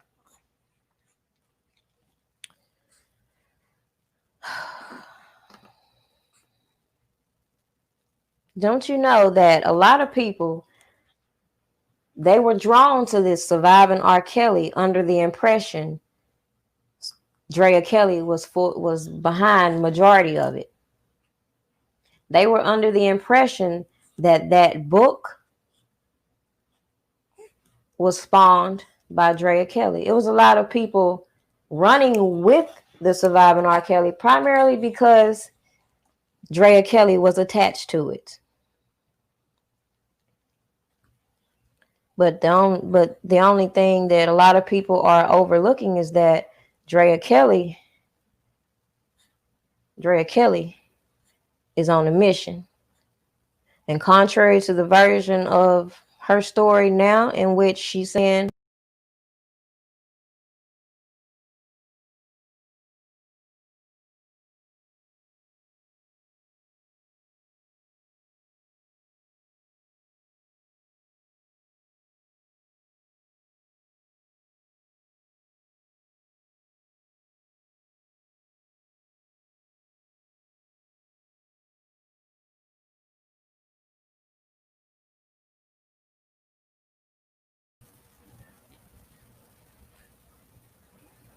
so they just determined to keep kicking me off this junk.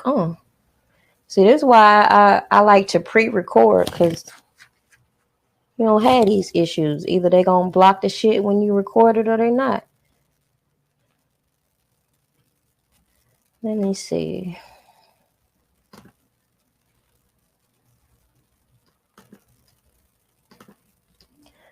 I'm not quite sure what was the last thing y'all heard, but the major point was in bringing that out is a lot of people had the nerve to say that R. Kelly should have been investing in his wife, Drea Kelly.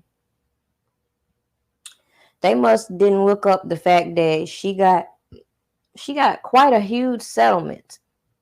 And on top of that, I'm pretty sure she was getting paid for her work. So as you heard her stating, she had a lot of attempted business ventures that she was working on. The problem was all of them failed. But you know what? The more I watch Drea Kelly, the more I start to believe that it could be very well possible that while Drea Kelly and all these people are implying that R. Kelly had a trainer for his girls and whatnot, or not, she also developed a so-called sexercise in which she was promoting teaching women how to be sexy and this, and that. But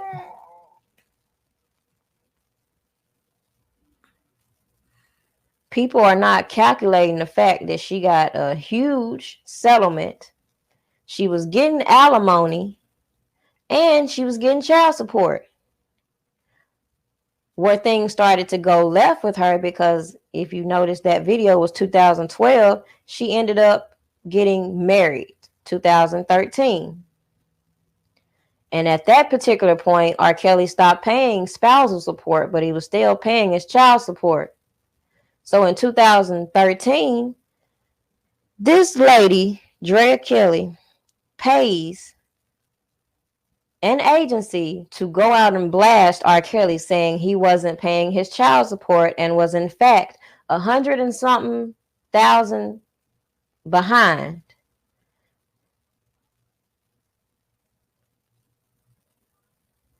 R. Kelly then came out with his attorneys and pretty much disputed that statement and proved the fact that he was current in his child support. So then Drea Kelly goes back and tried to deny that she hired the company to blast R. Kelly. So the company pulls out their receipts and proves that Andrea did send them the information trying to get them to blast R. Kelly.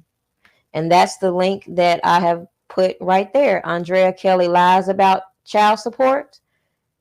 So the company basically said they were standing by what they originally said, but the fact remained that R. Kelly proved that Drea Kelly was lying and that he was current in his child support. So what does that sound like to y'all? Just another bitter baby mama.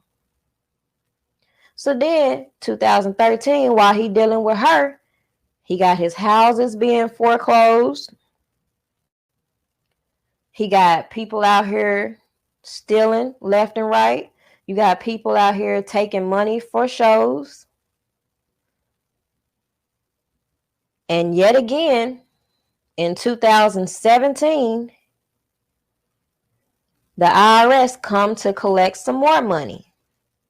So it just seems like throughout the whole depth of his career, the people managing his career pretty much said, fuck the IRS. You want to know why? Because I ain't going to be liable. He is. That's what it looks like to me. Which brings me to this post that was allegedly made by R. Kelly, in which he's saying that I've said it before and I'll say it again. If it didn't come from here, then it didn't come from me. Cool, cool. You heard it here first. And if you ask me, the reason why he was doing that is because, again, you had all these fake ass people acting on his behalf, talking about they had a tour. They doing this. They doing that.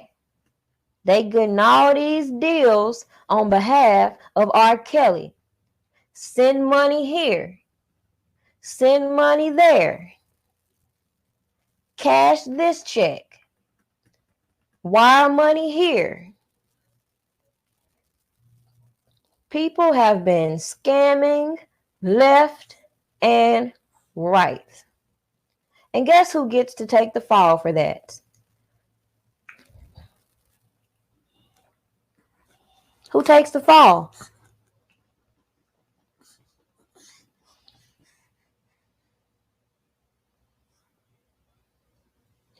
You know, when I saw this one, in the midst of all this drama, I think it really made these people mad when they saw that this man was promoting this nationwide tour as well. You know what's funny?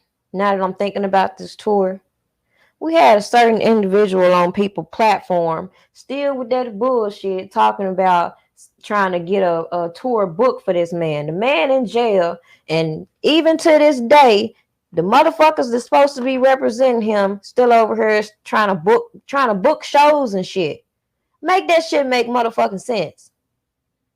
The problem is if they had acted from the beginning, they could still be booking fucking shows. But no, they didn't do that. The fuck?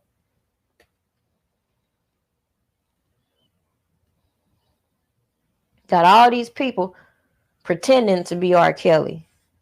And from what I have observed, many fans have said that since 2017, I believe, R. Kelly has had his management running his social media accounts. And they have pointed out quite a few disturbing posts that have been made. So I go over to the page and I just see multiple posts within the last few months basically making jokes about this sex website. I'm sitting here looking like, and people wondering why this man in the position he is. But according to them, not only does his management control these platforms, but people from foreign places also control this. With that being said, you know how easy it is for these foreigners to be sitting here with these bullshit ass scams? So what does that say when some of his fans take part in these scams? I don't even know who in their right mind would be thinking R. Kelly is going to be asking y'all to send $1,800 and shit, but oh motherfucking well. Like I said last year, people been so busy worried about all the wrong shit and covering up certain shit, putting certain things in narratives that don't make no sense, and overlooking all the fuck shit. Like when this article come out and it says R. Kelly's defense team plots 1.8 million scheme to get singer released from prison. You know why that shouldn't be a shocker to nobody? Because for the last year, I need to talk before I look down and seen this junk was gone. But anyways, his account was hacked by some unknown force, like his Twitter, and I forgot what other account was hacked. But for the most part, a lot of this other scamming, it wasn't a hacker. Some of these people were scammed inside of these little fan page groups, which a lot of people want to keep overlooking. That's where a lot of the scamming went down, as far as I'm concerned.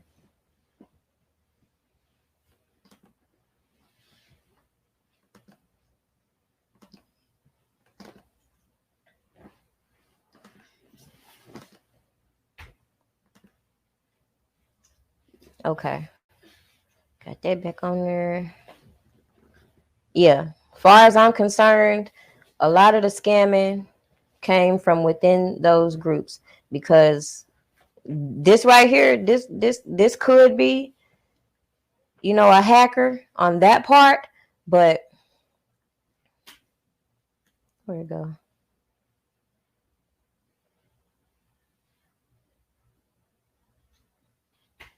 When it comes to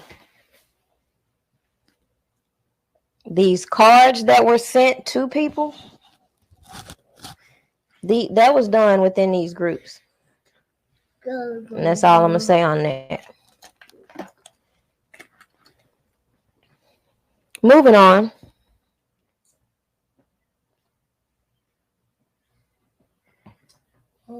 Oh yeah, I think I said for the last year we had seen these people steady come on here talking about these tours and all this stuff they're trying to do as far as with R. Kelly's music and whatnot.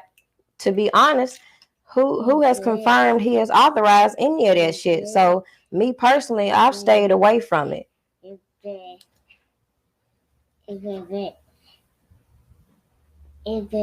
It would appear that even after the trial, things would continue to go downhill. People bringing lawsuits against Kelly for alleged fights, more slanderous tabloids, money being unaccounted for, having emergency throat surgery, and those he trusted played a role in maliciously setting him up while they profited. This man did a charity in which he raised money. This was in 2003. This was after he was charged. Now, the money mysteriously disappeared from that. In this video that I've attached, they're talking about fans stating that they feel like they were duped out of money because they feel like it was an imposter performing. A promoter was accused of hiring an imposter. This was 2013. You will begin to see a whole lot of shady ass business going on. Stop here, and I'm gonna come back later. Give them time to get out their motherfucking feelings around here. But this is where I'm gonna pick back up when I come back live. We're gonna pick back up at where McDavid, Daryl McDavid, the guy that's in the indictment with R. Kelly, is telling another former manager he can't pay him because they're paying these settlements. But you ain't gonna convince me with all these millions of money, that all these millions of dollars that this man is generating, that they are sitting here having problems paying minimal payments. Because as old Larry pointed out at the beginning of the video, you will notice he said that they were getting payment plans. So it's not like he paid these women large lump sums of money. So again, the question remains, where is R. Kelly's money? We're going to keep asking that motherfucking question until we get the answer. We see right there, we just came to one little gem. And this man told us out his mouth, Daryl McDavid said, he can't get paid because they paying these girls out. And that's something that we've heard from these people. That's where I'm going to pick up when I come back later. I'm not sure what time it's going to be. I'm going to try at about 8 o'clock. It's 1:51 now. I'm going to try to come back at 8 o'clock and finish up at least part 1, because as you can see, this shit is deep. And to try to wrap up everything in one video, that's why I have broken down everything the way I have broken it down. So in the meantime, you could be going back, checking out any previous videos I've done. You could go to the website, primadonnaproductionsllc.com. Check out what I've got posted on there thus far. I appreciate everybody's support, everybody that supports the channel. All I ask for is a simple share. For those of you that contribute to the Cash App, primadonnaent, I really do appreciate you all. And I just wanted to also thank everybody again for all the baby shower gifts. Like this little girl, she is quite a joy. And I am truly blessed. Until we talk again. And as y'all can hear, Lil King is in the background. So look over that. Y'all have a good day.